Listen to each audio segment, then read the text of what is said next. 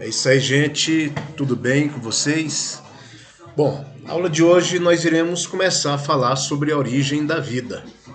Se a biologia é a ciência que estuda a vida, então a gente tem que entender de que maneira se origina a vida.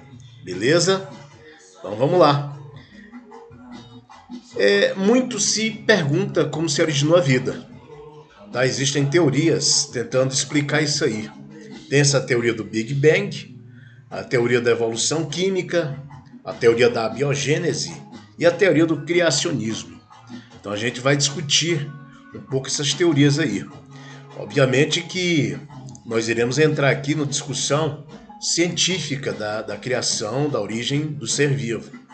O nosso intuito, a nossa intenção é essa aí, beleza? Então vamos lá.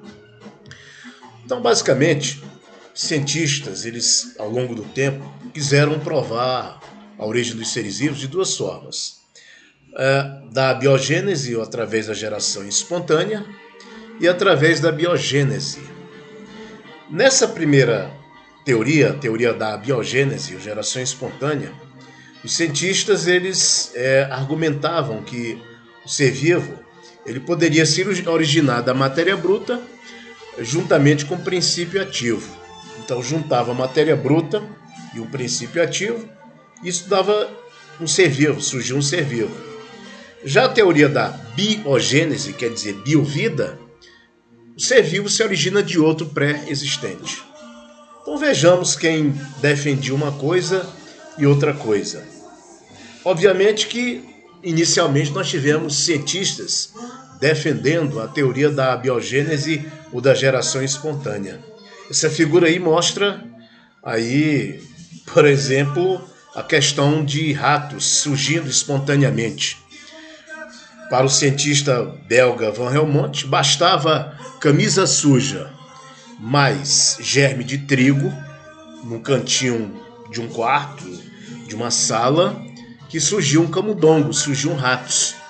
Na verdade, ele dizia que a matéria bruta, junto com o princípio ativo, dava origem aos seres vivos.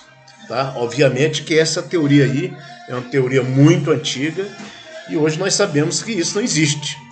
Né? Juntou camisa suja mais germe de trigo, o rato vai lá atraído pela comida, pelo odor e, obviamente, ele vai chegar lá nesse alimento. Bom, e outros defensores também da abiogênese. Você pode ver aqui um experimento que coloca em 3 frascos carne podre. Aí você vê que num frasco nós temos a carne tampada, o frasco tampado, no outro o frasco com a gás e o outro completamente aberto. O que é que vai acontecer no completamente aberto? Olha, pela teoria da biogênese, né, essas larvas de mosca surgiam do nada dessa carne podre, dessa carne apodrecida. Então, obviamente que para os defensores da abiogênese, geração espontânea, a carne podre seria a matéria bruta, o odor da carne e o princípio ativo. Surgiam larvas, e essas larvas iriam se transformar em insetos que eram moscas. Agora vejam que nos 2 outros frascos não surgia nada. Tá? Isso tentando derrubar, isso tentando dizer que essa teoria é uma furada, que não existe. Ok? Agora, quem foi o primeiro defensor da teoria da biogênese, que outro ser vivo se origina de outro pré-existente? Foi um médico italiano chamado Francesco Redi. Esse médico aí, esse biólogo, ele mostrou aí através desse experimento que os seres vivos se originam de outro pré-existente.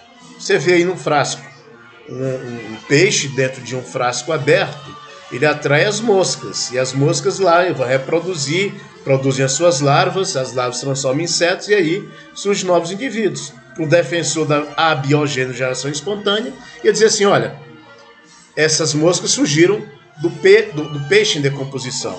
Agora ele colocando uma gaze por cima desse frasco, viu que nada disso ia acontecendo. Isso quer dizer que a geração de larvas a partir da carne não ocorre. Então, essa hipótese foi confirmada através dessa experiência de Francesco Redi. Depois surgiram outros cientistas, né, porque assim, a observação era mais indivíduos que você via a olho nu, mas ao microscópio, os micro-organismos, como é que eram. Então, dois cientistas tentaram discutir essa teoria, o Nida e o Spallanzani. E aí veja o que eles fizeram. O Nida, ele pegou um meio nutritivo aquecido, tá, num tubo aberto, e colocou depois para resfriar. Incubou esse meio nutritivo e depois viu que surgiam micro-organismos nesse meio nutritivo. Então, ele defendeu que esses micro-organismos surgiam de forma espontânea, tá? A partir do aquecimento desse meio nutritivo de caldo de carne. Mas esse vidro estava aberto. Com certeza os micro-organismos entraram dentro desse vidro e aí se proliferaram.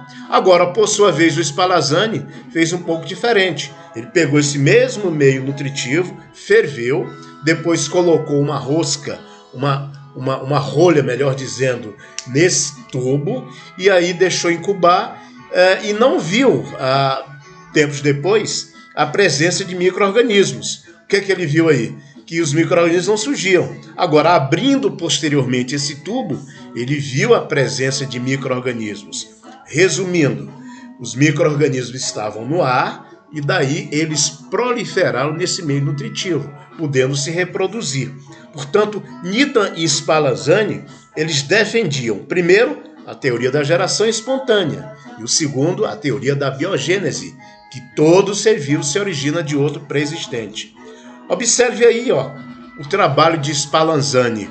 O trabalho de Spallanzani ele foi criticado porque, segundo os defensores da geração espontânea, essa fervura excessiva destruía os micro-organismos, né? Destruíam o princípio ativo e, portanto, os seres vivos não conseguiam sobreviver. Ora, mas nós sabemos que se o meio de cultura ficar aberto, o micro-organismo que está suspenso no ar, ele entra dentro desse meio de cultura e se reproduz, vai se reproduzindo, ok? Então, dessa forma, a teoria da geração espontânea quis refutar a teoria da biogênese, dos defensores da biogênese, dizendo que o Spallanzani, criticando o Spallanzani, dizendo que ele, ao ferver, o princípio ativo, o princípio vital, tinha sido eliminado.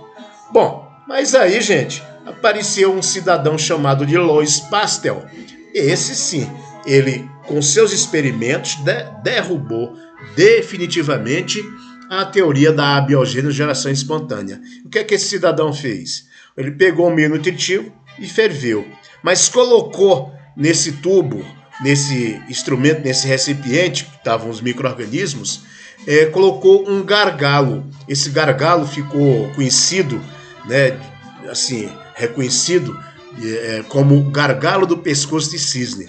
Então, nesse gargalo aí, colocando a fervura e mantendo esse gargalo, depois de algum tempo, ele viu que ele permanecia estéril. Isso quer dizer, em outras palavras, que esse gargalo não apresentava de forma alguma nenhum indivíduo. Por quê? Porque os indivíduos eles não vão surgir espontaneamente nesse líquido.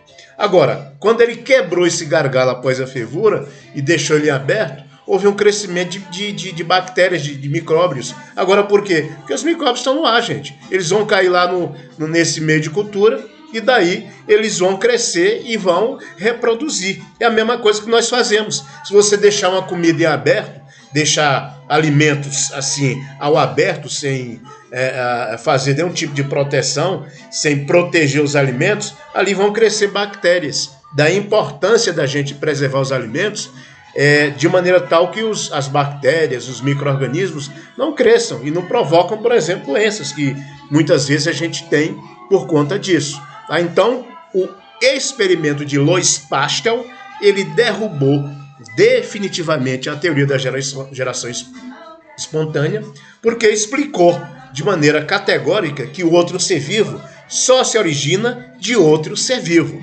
Entenderam? Então, a teoria da geração espontânea foi derrubada por Louis Pasteur. Louis Pasteur derrubou através do seu famoso experimento gargalo do pescoço de cisne. Tá bom? Agora, uma outra coisa era o seguinte, beleza, tá bom, tranquilo. E aí? O primeiro ser vivo surgiu. Mas como surgiu esse primeiro ser vivo? Essa é a pergunta, né? Porque você diz, se o primeiro ser vivo surgiu, como surgiu esse pré-existente? Então, gente, para explicar isso aí, nós temos a hipótese da evolução gradual dos sistemas químicos. Então, essa hipótese leva em consideração a atmosfera primitiva da Terra. A Terra, gente, tem 4,5 bilhões de anos. As condições da Terra, ambientais, qualquer que fosse, eram completamente diferentes das condições que nós temos hoje. A Terra tinha uma temperatura elevadíssima, era submetida à radiação ultravioleta. Então, eram condições completamente diferentes das que nós temos hoje. Então, nessa atmosfera da Terra, não é essa atmosfera que nós temos hoje. O que tinha lá na época? Era metano, era hidrogênio, era vapor de água, era amônia, né? Era o que tinha na Terra. E aí, esses compostos, eles foram se combinando, eles foram reagindo entre si.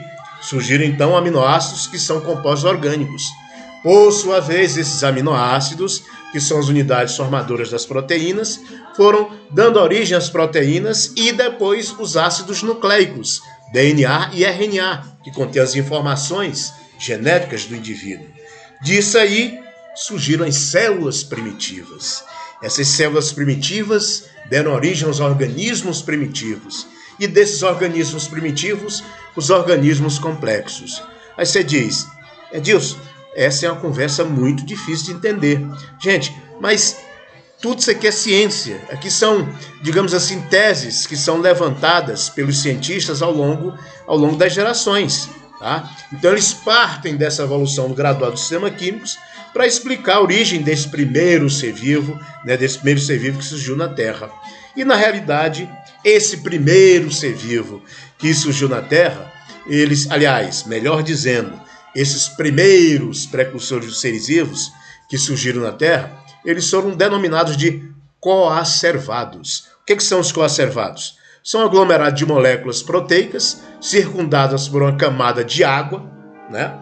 E que foram possivelmente as formas mais próximas dos primeiros seres vivos, como vocês veem na figura aí. Então, moléculas proteicas circundaram uma camada de água que foram possivelmente as primeiras formas mais próximas dos primeiros seres vivos.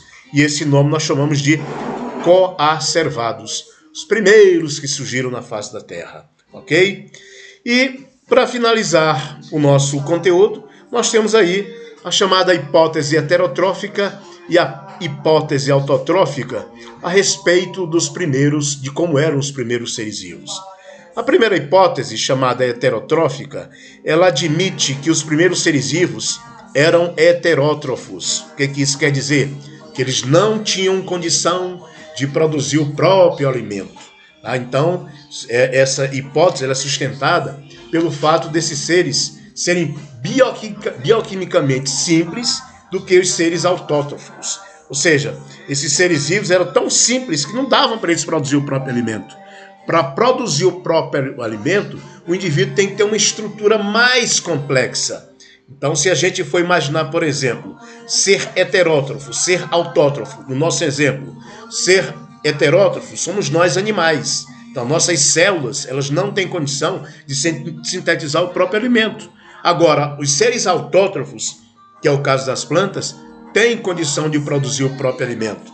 Então, são seres que têm um nível de complexidade em termos de maquinária metabólica muito mais avançada do que os seres heterótrofos. Então, como é que, entendendo a evolução gradual do sistema químico, a gente pode dizer que os seres eram autotróficos, os primeiros? Então, os primeiros, de acordo com o entendimento da hipótese da evolução gradual dos sistemas químicos, eram heterótrofos. Já a hipótese autotrófica, não. Ela diz que os primeiros seres vivos seriam capazes de produzir seu próprio alimento através de um processo chamado quimiossíntese, tá? Quimiossíntese que utiliza substâncias inorgânicas presentes no meio e transforma em substâncias orgânicas, tá?